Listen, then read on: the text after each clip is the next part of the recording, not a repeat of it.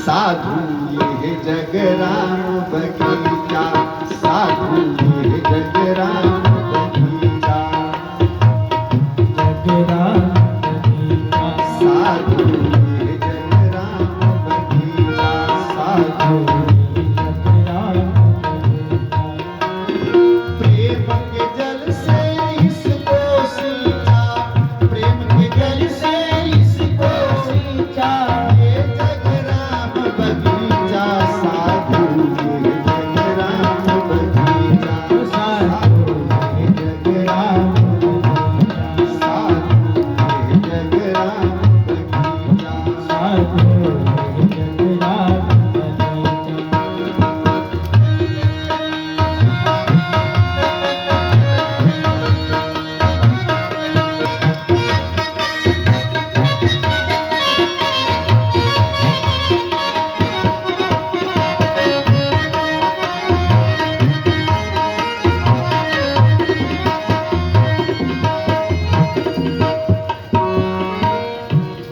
साधु ये जग राम बगीचा, साधु ये जग राम बगीचा। ये विनोद सोहरा जी की तरफ से राम ही डाली राम ही फूल,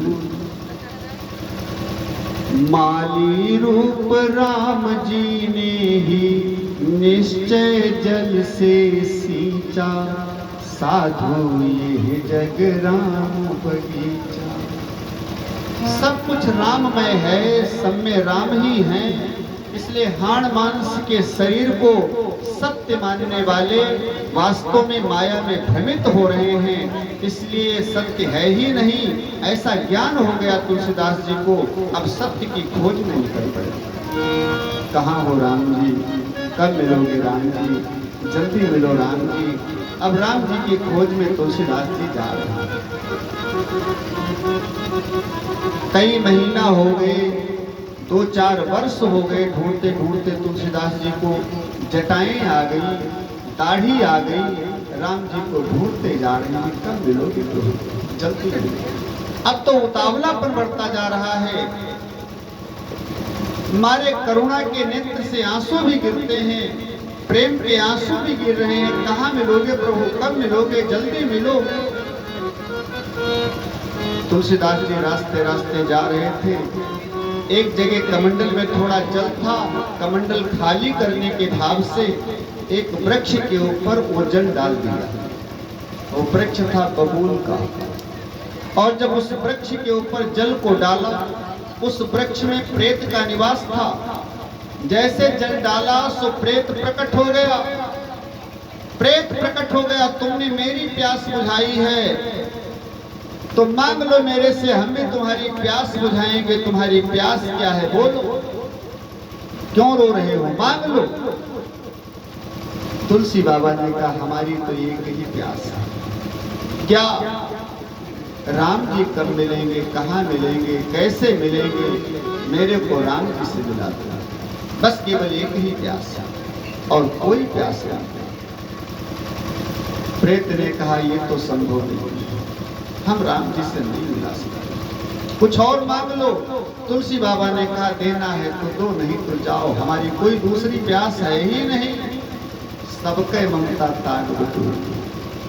जब चारों तरफ से अपनी ममता को समेट करके भगवान के चरणों से जोड़ दोगे तो भगवान की प्रीति होगी। और जब तक कई जगह पर तुम्हारी ममता की डोर अटकी रहेगी तब तक प्रभु की प्रीति नहीं मिलने वाली है। इसलिए एक जगह प्रीति जोड़ो, कल्याण होगा, निश्चित ही कल्याण होगा। तुलसी बाबा की तो एक जगह प्रीति जुड़ी हुई है, राम जी कब मिलेंगे। न धन से प्रीति है, न पत्नी से प्रीति है, न बच्चों से, न संसार से, न मित्रों से, न रोजगार व्यापार से।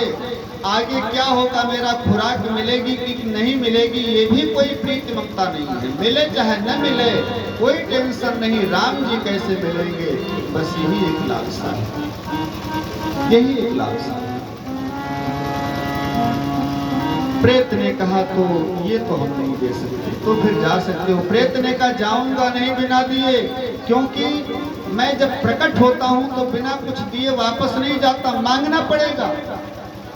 तुलसी बाबा ने कहा अगर मांगने की बात है तो यही मांगता हूं, राम जी कैसे मिलेंगे और राम जी कब मिलेंगे, राम जी से हमको मिला दो।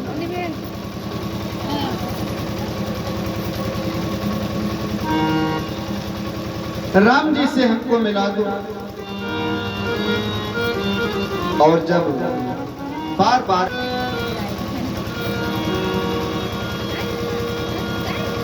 राम जी से तो हम नहीं मिला सकते, सब क्या नाम है, क्या नाम है,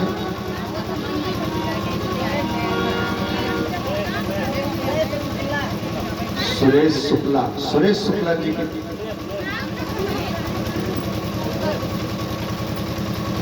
सुरेंद्र कहता है, सुरेंद्र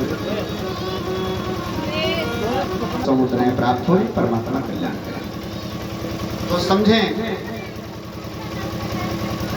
प्रेत ने कहा मैं राम जी से तुमको तो नहीं मिला सकता, लेकिन राम जी से मिलने वाले को, राम जी से मिलाने वाले को तुलसी बाबा ने कहा मिला सकते हो। का मिलाने, राम जी से मिलाने वाले से हम मिला तो नहीं सकते, लेकिन राम जी से मिलाने वाले का पता बता सकते हैं। अरे मिलाने वाले से कैसे मिलाएंगे, हम तो उनका नाम ही सुन करके भाग जाते हैं। भूत पिशाच निकट नहीं आवे, महावीर जब नाम सुनावे। हम तो उनका नाम ही सुन करके दूर भाग जाते हैं। अच्छा एक बात समझें, जो जिससे डरता है उसकी जानकारी भी रखता है कि वो इस समय कहां पर होगा, शायद इधर ना आ जाए तो हम भागने के लिए तैयार हैं। तो हनुमान जी से भूत प्रेत डरते हैं, इसलिए हनुमान जी के बारे में जानकारी इनको रहती है कि हनुमान जी इस समय कहां पर होगा। ये जानकारी रहती है कि इधर आते हुए मालूम हो कि हम भाग ले यहां से। इसलिए भूत प्रेतों को जितनी ज्यादा जानकारी होती है हनुमान जी के बारे में, उतनी किसी को नहीं होती। तो प्रेत ने कहा कि हम मिला तो नहीं सकते, लेकिन पता बता सकते हैं कहां वो मिलेंगे। और श्री हनुमान जी मिल जाए तो राम जी तुमको अवश्य मिलेंगे। तुलसी बाबा ने कहा बताओ पता कहां मिलेंगे श्री हनुमान जी। प्रेत ने कहा श्री हनुमान जी को मिलना है तो केवल कथा में मिलेंगे और कहीं नहीं मिलेंगे। जहाँ राम कथा होती होगी वहीं मिलेंगे। और इस समय काशी में गंगा जी के किनारे 80 घाट पर कथा हो रही है, वहीं पर राम जी मिलेंगे, वहीं पर श्री हनुमान जी मिलेंगे, दूसरी जगह नहीं मिल सकते। तुलसी बाबा ने कहा ठीक है, लेकिन उनका परिचय बताओ, उनका स्वरूप बताओ, क्योंकि बहुत कथा सुनने वाले आते होंगे और हनुमान जी असली रूप में तो आते नहीं होंगे, गदा लेकर आते होंगे कोई रूप बदल कर। तो किस रूप में मिलेंगे, उनका स्वरूप बताओ। प्रेत ने कहा हनुमान जी नित्य कथा सुनने आते हैं, विशेष पहचान ये है कि कथा प्रारंभ होने के पहले आ जाते हैं। समझें, कथा का एक भी शब्द मिस न हो, इसलिए कथा जिस समय से प्रारंभ होनी है उसके 5 मिनट पहले आने का प्रयास करना चाहिए। एक कथा सुनने का सुंदर तरीका है। तो तुलसीदास जी को प्रेत बता रहा है कि श्री हनुमान जी कथा प्रारंभ होने के पहले आ जाते हैं। सब श्रोता आ नहीं पाते, सबसे पहले आ जाते हैं, कोढ़ी के वेश में आते हैं। और कथा जब विश्राम हो जाती है, आरती हो जाती है, प्रसाद बट जाता है और सब अपने अपने घर को चले जाते हैं, एक भी श्रोता नहीं बचता है, तब श्री हनुमान जी बाद में जाते हैं अकेले। तो जो सबसे पहले आवे और सबसे बाद में जाए वही श्री हनुमान जी। और दूसरी पहचान कोढ़ी के रूप में आते हैं, सारे श्रोताओं से अलग थोड़ी दूर पर अकेले बैठते हैं। जब तक कथा होती है तब तक हाथ जोड़े हुए नीचे को सिर झुकाए बैठे कथा सुनते रहते हैं, नेत्रों से आंसू बहते रहते हैं। राम जी के प्रेम में भर करके, उनकी याद में भर करके भाव से कथा सुनते रहते हैं। ये उनका स्वरूप है। अब प्रेत तो अंतर ध्यान हो गया, तुलसी बाबा फिर चले वहीं से।